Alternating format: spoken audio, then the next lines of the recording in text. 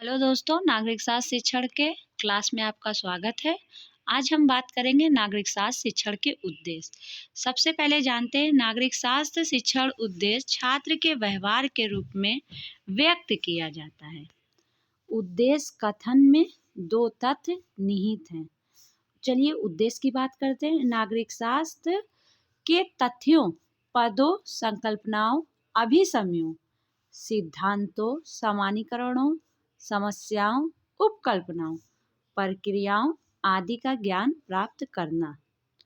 संसार का प्रत्येक कार्य किसी न किसी उद्देश्य को सामने रख कर किया जाता है। जिस कार्य का कोई उद्देश्य नहीं होता वह कार्य ही व्यर्थ रहता है। शिक्षा के विषय में भी यही बातें सत्य है। उद्देश्य रहित या शिक्षा या उद्देश्य रहित शिक्षक दोनों ही समाज के किसी काम के नहीं हैं। आप बातों को समझिए और इसी पर एक परिभाषा देखते हैं।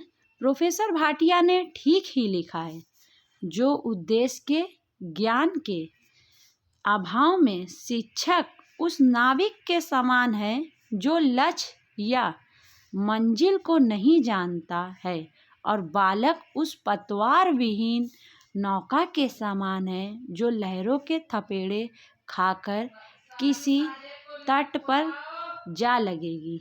बाइनिंग नागरिक शास्त्र शिक्षण का मुख्य उद्देश्य बताया है।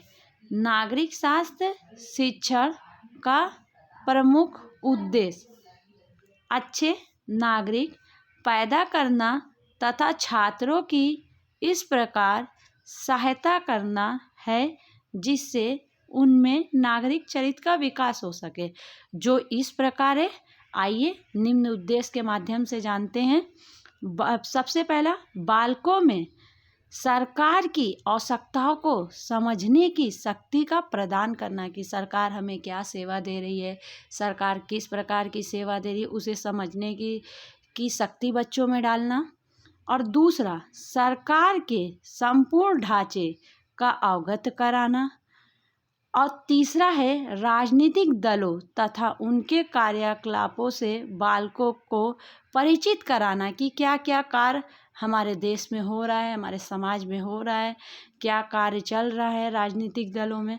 और चौथा, राष्ट्रों के सहयोग में महत्व समझाना कि हमारे राष्ट्र में हमारा क्या सहयोग करना चाहिए, किस प्रकार से हमें सहयोग करना चाहिए, राष्ट्र को एकता, अनुशासन, क्या क्या कैसे कैसे हमें बना के रखना चाहिए, राष्ट्र के सहयोग में, एकता में अनेकता, अनेक प्रकार की बातें।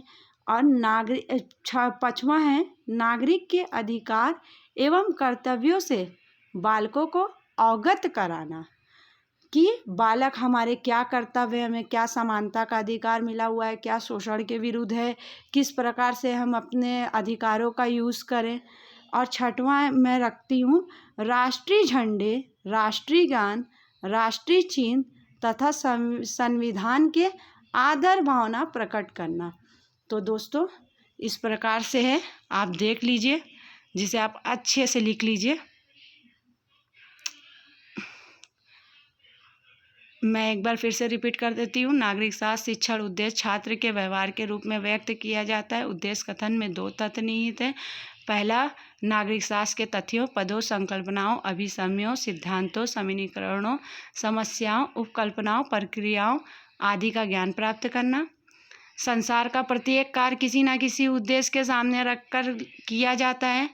जिस कार्य का कोई उद्देश्य नहीं होता वह कार्य ही व्यर्थ रहता है। शिक्षा के विषय में भी यही बात सत्य है।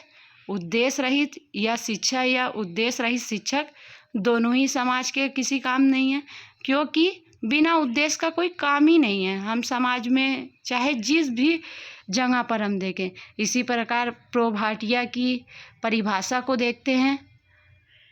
उद्देश्यों के ज्ञान के लिए अभाव में शिक्षक उस नाविक के समान है जो अपने लक्ष्य या मंजिल को नहीं जानता है, और बालक उस पतवार विहीन नौका के समान है जो लहरों के थपेड़े खाकर किसी तट पर जा लगेगी।